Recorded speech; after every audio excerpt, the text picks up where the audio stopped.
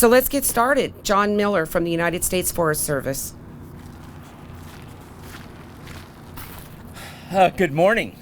You look at the nice weather we're having today, and we might have up to 12 inches of snow by Sunday above 6,000 feet. So once again, we're going into what we call that winter wonderland. Southern California is unique because, we have 20 to 24 million people that are within a 2 hours drive to our local mountains. And where else in the country or on any national forest that you can go from the sands of Huntington Beach, Palm Springs, or the high desert to Big Bear, Arrowhead, Running Springs in the same day, and go from the sand to the snow. It provides some real unique challenges for the United States Forest Service as well as our cooperators, because we do have that significant influx of people that, at times we can see 1,200 cars an hour trying to pass through the area of Snow Valley, which is where our most concentrated use is for whether it's sledding, snowboarding, skiing, Nordic skiing, building snowmen, snow angels, people just coming up to enjoy their public lands. Well, unfortunately, what comes with that is the associated traffic problems, and what we're talking about today is the trash. Every year we've seen a gradual increase in the amount of food debris, diapers, sleds, you name it, that are being left behind on your public lands. And this year it's been particularly bad. What we need from the public is to kind of reinforce that age-old message of pack it in, pack it out. If you come up here, take everything home that you brought with you. Our partners from the California Highway Patrol and the sheriff will obviously talk about, safety along the highway and respecting private property. Those are all key elements. One of the challenges we always face is the public comes up, they see open land, they just assume that it's public land, and they're actually sledding and playing on somebody's private property. So that is another large concern of ours. So the main message we want to deliver to people is to be prepared, pack it in, pack it out, respect private property, and park legally. The last thing I'd like to say is I really want to thank the CAL FIRE. We recently partnered with the state, and they're helping us kind of alleviate some of the trash and debris that we see out on the national forest. Thank you. All right, that was great. Important stuff there. Thank you, John. They've got the pack it in, out, pack it out, and we've got Don't Trash California. So today we're saying don't trash the mountain. Two people that I failed to introduce that are really important here today, representatives. One of them is Tim Murphy from Caltrans behind me. Tim is actually the mountain area superintendent, and he is in charge of all of the maintenance stations up here on the mountain. He works very closely with the CHP, Forest Service, and CAL FIRE, Sheriff's Office, and the emergency responders to keep this mountain open and running and the roads cleared during these snow events and all year round. So thank you for being here, Tim. Also, Jamie Stiason is behind me. She is the lady who actually brought us up here a week ago to meet with the community and to talk about trash again and how they're getting involved to actually become a part of the solution. Jamie is a Running Springs resident, and she's also a PTA member at the Running Springs School District. So thank you for coming up today and support Jamie and supporting us in this effort, because getting the communities involved and becoming a part of the solution is really a key piece to this. So, all right, let's move on. Next, we've got Division Chief Jeff Vike from CAL FIRE. Thank you, Jeff. Thank you, Terry. Good morning. First of all, on behalf of CAL FIRE and the California Department of Corrections, we are very honored to be working with all of our fellow cooperators and community groups in mitigating the remnants of the snow play cleanup and the trash and refuse that's left behind when everyone goes home, as John Miller attested to. So moving on, just a couple of bullets. All of the local, state, and federal fire agencies, law enforcement, through cooperative agreements, we work together to maximize our resources, as all of you know, to mitigate large wildland fires or all hazard emergencies. So those agreements are in place. In this particular case, we're utilizing a local agreement between CAL FIRE and the United States Forest Service, San Bernardino National Forest, to utilize CAL FIRE Pilot Rock camp crews to mitigate all the remnants from the snowplay. In the case of CAL FIRE California Department of Corrections and Rehabilitation, statewide we have about 196 fire crews that are all available for this type of work through local agreements, whether it be agreements for snowplay remnants pickup or fuels reduction projects. All of our crews are available through local agreements to any department, agency, government agency, or nonprofit. In closing, we cannot stress enough, CAL FIRE Department of Corrections and Rehabilitation, we are honored to work with all the folks and agencies standing behind us here and keeping our mountaintop and all of our highways in California safe and clean. Thank you.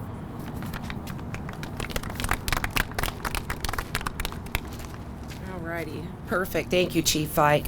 And we're not only speaking here today just for the San Bernardino area mountain, we're also speaking for San Jacinto. We've got Idlewild over there, Wrightwood on the other side of us in the Angeles National Forest area where Mountain High is at. We've got Big Bear, Running Springs, Crestline, Arrow Bear, and a lot of communities up and down the mountain that we're speaking for. So it's not just this little area of San Bernardino. We're speaking for all of Riverside and San Bernardino County mountain areas today, and a portion of the LA County mountain range over there by Wrightwood. Okay, next we are going to get into some law enforcement, so let's talk to Lieutenant Tel Pressler. He's one of the new commanders up at the Arrowhead Division in charge of the whole mountain here for the CHP. Welcome, Tel. Thank you, Terry. First off, I'd like to thank Caltrans for hosting this. Also, somebody that's going to be coming up that wasn't mentioned earlier is Captain Don Mahoney with the Sheriff's Department. He's going to talk more about the private property issue that we deal with. With the California Highway Patrol, what we ask is when the snow's first coming down, everybody wants to play in the snow, everybody wants to be a part of it, and we enjoy having you up on the mountain. The thing that we ask is maybe that first day, like Sunday night into Monday morning, maybe Monday morning, give our partners, Caltrans, county roads, give them time to clear the roads so that when you do come up to play in the snow, you have a safe place to park where you can participate and play with the family. If you come up the day it's snowing, what hinders us is the fact that you park your cars where you think it's safe. Our partners in Caltrans and county roads, they cannot plow the roads to make it safe, and we have a very tough situation to deal with. We're concerned about your safety, but we're also concerned about the safety of the plow workers, the other people, the residents. So what we're asking is maybe that first day when it's snowing is to wait till the next day, then come up. That gives our partners a chance to clear the roads, gives the turnouts clear. You can pull in there safely, you can play, you can have a great time with your kids. The other issue is by allowing us to clear the roads, make sure that you pull into a turnout completely. Don't park halfway in the roadway. If you're coming up that day for skiing purposes and you chain control, do not stop in the lane to put on your chains. Find a safe turnout, pull into the turnout completely out of the lane, and put on chains. We're not concerned about you so much. We are, but I mean, it's the people coming up behind you that may not see you out there in the middle of the lane. They think they have the right of way in that lane. They're coming up at the speed limit. They come around the corner, they see you in the lane. Now we have a possibility of an accident, and possibly a fatal accident. So we're asking whenever you pull over for chains, use a turnout, pull in there completely, put your chains on, come back out into traffic safely, and then merge up to the chain control. And like I said, if you wait one day for the Caltrans and county roads to plow the area, you'll have a safe area to play in. Be aware though, if you come up to the mountains in the wintertime, you need to have certain provisions with you. Carry extra blankets, carry extra water, extra little snacks in case you get stuck, you hit a patch of ice, and you're waiting on either fire department, us, or tow truck to get you out. You're going to be able to stay warm and safe. By having those provisions in the wintertime, it'll help make your playtime up here more enjoyable. The other issue is when you come up, like I said, when you get off the road and you play, be careful of where you're at. You do have to realize it is a Forest Service, but as stated earlier, there are people's property that goes all the way down to the roadway. And you think it's a nice hill to play on, but actually it's private property and you can be cited.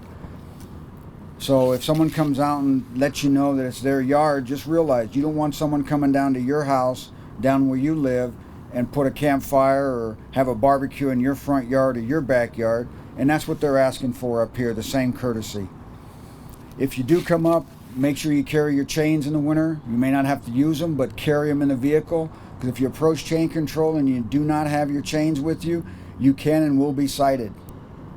And if you park on the side of the road and you're blocking a lane, your vehicle can be towed. We don't want to do that. We want you to have a great time with your family. So just take the common courtesy approach. Make sure you're off the road. Make sure you have the proper equipment with you. And with that, what I'm going to do is I'm going to ask Captain Mahoney to come up and maybe he can talk about the private property issues that we have. Captain? Good morning, and thanks, Tel. We get to come in and be the bad guys when we get the phone calls. As the commander said from the CHP, the properties, most of the property on the sides of the highway are actually private property. There's not a lot of public land that's on the side of the road, and the public lands are normally marked for you to play in. So just because you see a nice hill and you think, hey, I'm going to go climb that hill and be good for my kids to slide down it, you're actually on somebody else's property. We do get calls for service regarding these issues. And if we do arrive and we make contact, and if the people who own the property would like to push the issue, we are entitled to, or they're entitled to ask for a citation. And a citation for trespassing can be a few $100s, as well as the littering side of it. When you're up there playing and you leave behind your trash, food items, dirty diapers and the like, that could be up to $1,000 fine, and we're obligated to issue citations for these instances, especially when we get called and there are complaints. We don't want to do that. We want you to come up here and have a great time while you're on the mountain. It's beautiful up there, but we want to keep it beautiful, and the folks that are living up there year-round are dealing with this problem with the littering and the trespassing on a regular basis, and we really want to protect their rights and take care of their needs. So if you could just be courteous. And as the commander from CHP said, you wouldn't want somebody to come up to your front yard, start playing and leaving trash around and building a bonfire and that type of thing. So it's the same thing as when you're on the side of the road here and you're on people's private property. They're the ones who end up coming down and having to fix whatever's been done, whatever damage might be done, clean up the messes. And again, going on the food side of it too, when you leave food wrappers and other types of food, unwanted animals end up on those folks' property too. And that can be a problem for the folks who live up there too. It's getting the unwanted animals into that area. So as he said, please be mindful, be respectful of the community up there so that everybody can enjoy it and continue to see the beauty of the mountain. Thank you. All right. I'd like to apologize to Captain Mahoney. I need to turn around next time and start introducing by who I know and not follow a piece of paper. Thank you for pointing that out, Tel. I do apologize. All right. Let's move on to Caltrans. Adopt a Highway Coordinator, Don Kerr. Have you ever seen this sign on the side of the road? This is the Adopt a Highway program, and my name is Dawn Kerr, and I am your Adopt a Highway coordinator for San Bernardino and Riverside County. What is Adopt a Highway? Adopt a Highway is here for the public to donate their services and be a part of the community and give back to the community. We adopt out 2-mile sections, eastbound, westbound, northbound, southbound, both sides, up to 10 sites per family or organization. And I get a lot of questions. And the first question is, how much does it cost? Well, I am here to tell you that it costs $0 to you. We waive the fees for your permit, and we supply you with the safety gear, hard hats, glasses, vests, gloves, litter pickers, bags, and a safety orientation. The permit is good for up to 5 years. You may cancel at any time without any consequence. And, I am just glad to be of service, and I am here for you. We also do have a ramp adoption option. So if the 2 miles is just a little bit too long for you, well, if you'd like to adopt the ramp by your house, give me a call. And how can you get in contact with me? by calling 1-866 Adopt a Highway, and you'd get a sign. How about having your name on this sign? Thank you.